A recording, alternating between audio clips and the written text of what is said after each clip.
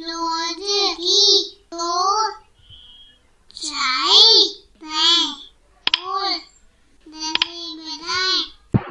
दोस्तों, तो कैसे हैं आप सब। आज हम करने वाले हैं एक नया क्रियाकलाप जी।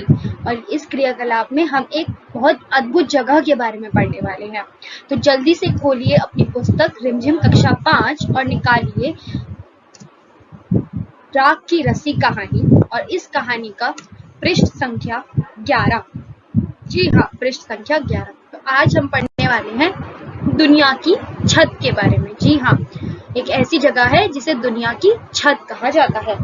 तो चलिए देखते हैं कि वो कौन सी जगह है। किसी भी लोक कथा को समझने के लिए उस इलाके की जलवायु, रहन सहन, खान पान और संस्कृति को समझना उपयोगी होता है जिस इलाके में वह लोक कथा सुनाई जाती है।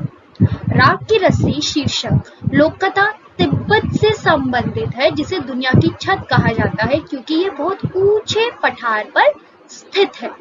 तो ये लोग क्या कह रहे हैं कि जो राख की रस्सी हमने कहानी पढ़ी है वह एक लोक कथा है और यह है आधारित कहाँ पे, तिब्बत पे। तिब्बत की लोक कथा है और इसको क्या कहा जाता है, दुनिया की छत कहा जाता है। तो अगर हम अपनी पूरी दुनिया का नक्शा देखें तो तिब्बत, अगर यह भारत है तो तिब्बत है यहाँ पे और उसके आसपास और कौन से देश है, ये चीन है, मंगोलिया है और हमारा भारत भी आसपास बहुत पास ही है तिब्बत के। तो ये है तिब्बत जो कि बहुत ऊंचाई में है। तो इसीलिए उसे क्या कहा जाता है, उसे कहा जाता है दुनिया की छत। जी हाँ, दुनिया की छत कहा जाता है क्योंकि वह बहुत ऊंचे पठार पर स्थित है। पठार जमीन के ऐसे भाग को कहते हैं जो मैदान से ऊंचा और पहाड़ से नीचा होता है। तिब्बत के पठार पर खड़े हैं ऊंचे ऊंचे पहाड़ जो हिमालय का हिस्सा हैं। इन पहाड़ों की एक खासियत यह है कि ये कई रंग के हैं। जी हाँ, कई रंग के, भूरे, लाल, पीले, बैंगनी, गुलाबी, गेरुआ और हरे। जी हाँ, इतने सारे रंग के पहाड़ हैं। ठीक वैसे ही जैसे छोटे बच्चे अपने मित्रों में मनचाहे रंग भर देते हैं, वैसे ही किसी ने मनचाहे रंग भर दिए इन पहाड़ों में। इन पथरीले पहाड़ों में तरह तरह की मिट्टी और खनिज पदार्थ हैं। सूरज की बढ़ती और घटती किरणों के पड़ने से ये पहाड़ अनोखे रंगों में चमक उठते हैं। तो यहाँ पे क्या है, बहुत खनिज पदार्थ भी हैं। तो इसी वजह से जब सूरज की रोशनी इन पर पड़ती है तो यहाँ पे अनोखे अनोखे रंग दिखने लग जाते हैं। तिब्बत की हवा में नमी बहुत कम है, इसी वजह से यहाँ बरसात और बर्फबारी कम होती है। जी हाँ, कम।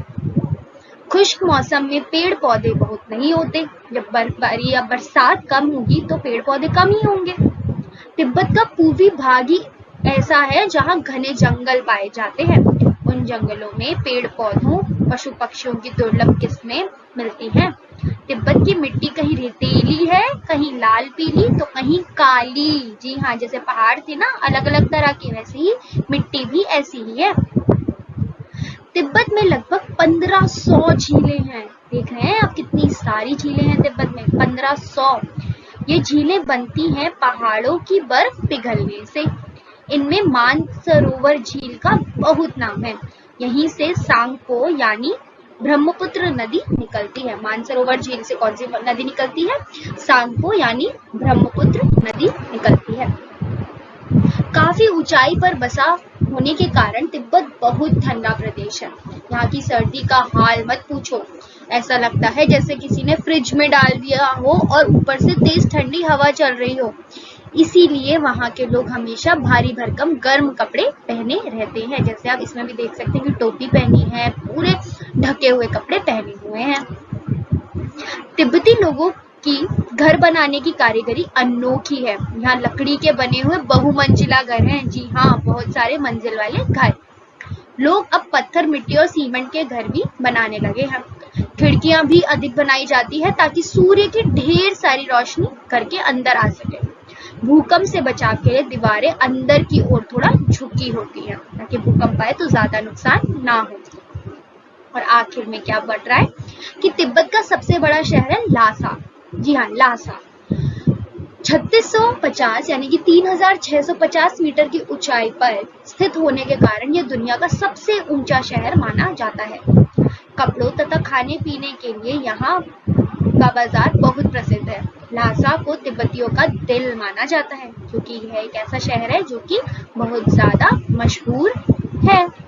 तो यह थी बातें तिब्बत के बारे में।